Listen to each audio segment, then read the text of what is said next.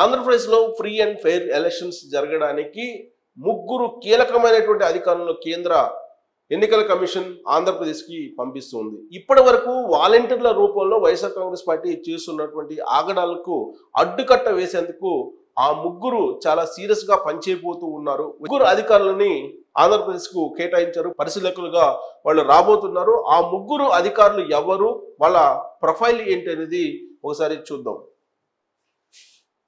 1987 batch కి సంబంధించినటువంటి IAS అధికారి రామ్మోహన్ మిశ్రా. ఈయన రిటైర్డ్ ఐఏఎస్.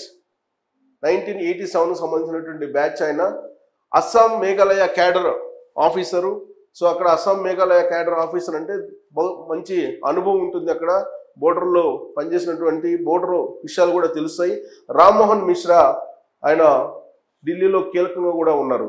మేఘాలయ రాష్ట్రంలో ప్రిన్సిపల్ సెక్రటరీగా ఆయన పనిచేశారు. ప్రిన్సిపల్ సెక్రటరీ స్థాయి నుంచి ఆయన రిటైర్ అయ్యారు. మేఘాలయ పారిశ్రామిక అభివృద్ధిలో కీలక పాత్ర పోషించారు రామ్మోహన్ మిశ్రా. సో ఆయన డిప్యుటేషన్ పైన కేంద్ర సర్వీసులకి ట్రాన్స్ఫర్ అయ్యారు. సో కేంద్ర సర్వీసుల్లో పనిచేస్తున్నటువంటి సమయంలోనే ఆయన పదవి విరమణ చేశారు. ఆ తర్వాత జాతీయ చిన్న మధ్యస్థాయి పరిశ్రమల విధానం రూపకల్పనలో ఆయన విశేషమైనటువంటి కృషి చేసినటువంటి ఐఏఎస్ అధికారిగా పేరుంది. SC/ST జాతీయ కమిషన్ సెక్రటరీగా కూడా పనిచేశారు ఆయన.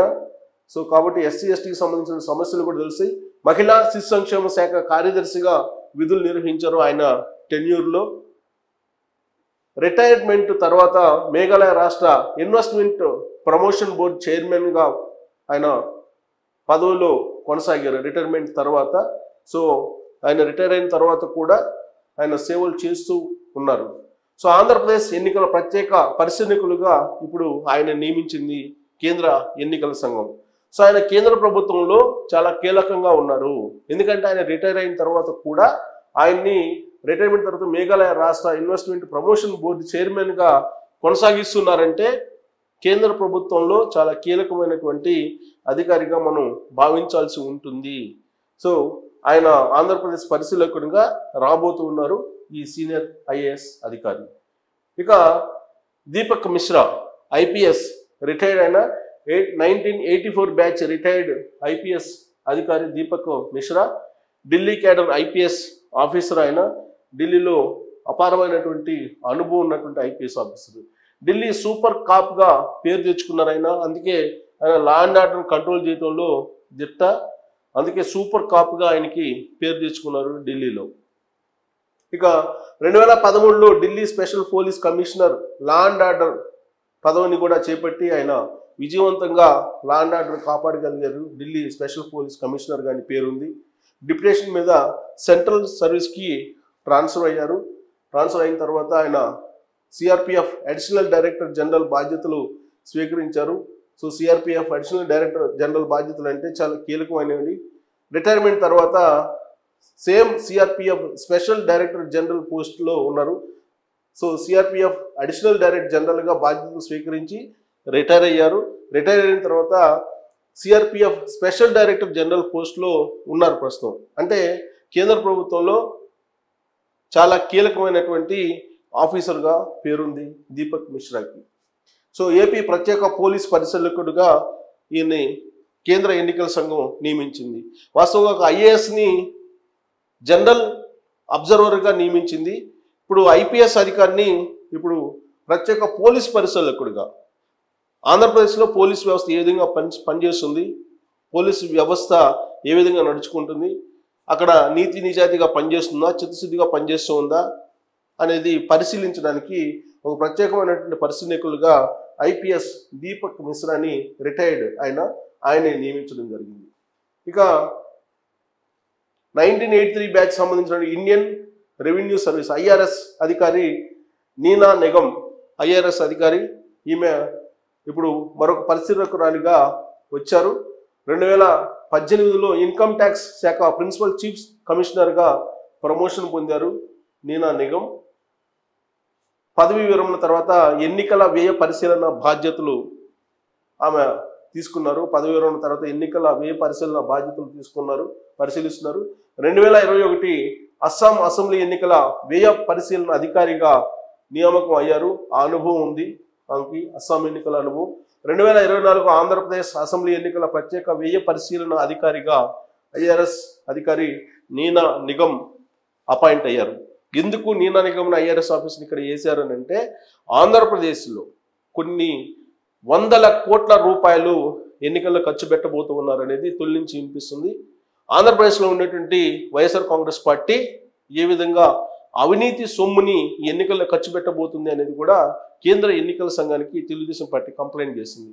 అందుకే రాబోయేటువంటి ఎన్నికల్లో వాలంటీర్ల ద్వారా భారీగా డబ్బులు పంచడానికి సిద్ధమవుతున్నటువంటి క్రమంలో వైఎస్ఆర్ కాంగ్రెస్ పార్టీ కట్టడి చేసేందుకే ఈ ఐఆర్ఎస్ ఆఫీసర్ని నియమించారు అని చెప్పి తెలుస్తుంది. సో మొత్తం మీద ఒక ఐఆర్ఎస్ ఆఫీసర్, ఒక ఐపీఎస్, ఒక ఐఏఎస్, ముగ్గురిని కీలకమైనటువంటి ఆఫీసర్స్ని నియమించారు.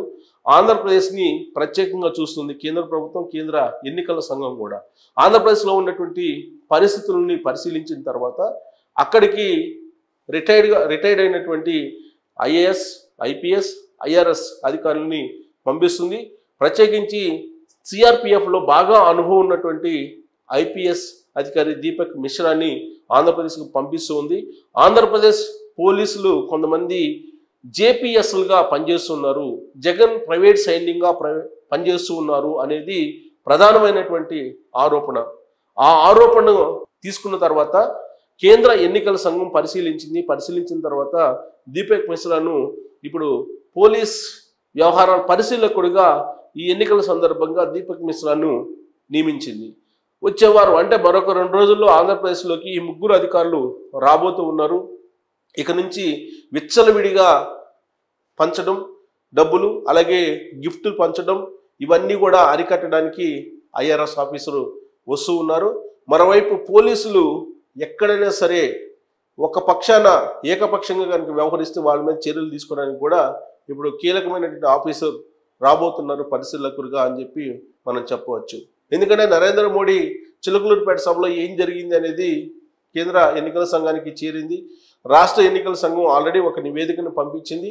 ఆ నివేదికను కేంద్ర ఎన్నికల సంఘం పరిశీలించింది.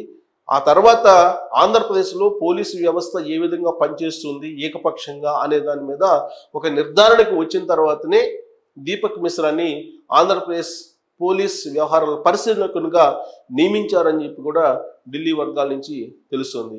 ఇక సాధారణ పరిశీలకునిగా ఒక ఐఏఎస్ అధికారి సీనియర్ని నియమించడం జరిగింది.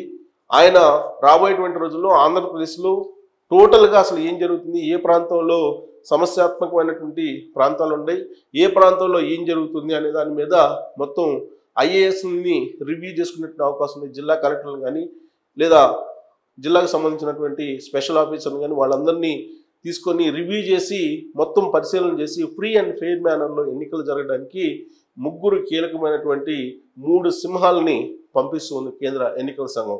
సో రాబోయేటువంటి రోజుల్లో కేంద్ర ఎన్నికల సంఘం ఖచ్చితంగా వైఎస్ఆర్ కాంగ్రెస్ పార్టీ ఆగడాలని అరికట్టబోతోంది. వైఎస్ఆర్ కాంగ్రెస్ పార్టీ క్యాడర్ కొంతమంది చెలరేగిపోతున్నటువంటి ప్రస్తుత తరుణంలో వాళ్ళ మీద కొరడా జులిపించడానికి 3 సింహాలు రాబోతూ ఉన్నాయి. ఇక జగన్మోహన్ రెడ్డి ఆట కట్ అనేది ఇప్పుడు ఢిల్లీ వర్గాల నుంచి వినిపిస్తుంది. ఆ ముగ్గురు అధికారులు బహుశా 2-3 రోజుల్లో ఆంధ్రప్రదేశ్కి వచ్చి కంప్లీట్గా యంత్రాంగాన్ని వాళ్ళ ఆధీనంలోకి తీసుకొని నడిపించేటువంటి అవకాశం లేకపోలేదు. దీంతో విపక్షాలు కూడా కొంత ఉపశమనం పొందేటువంటి అవకాశం ఉంది.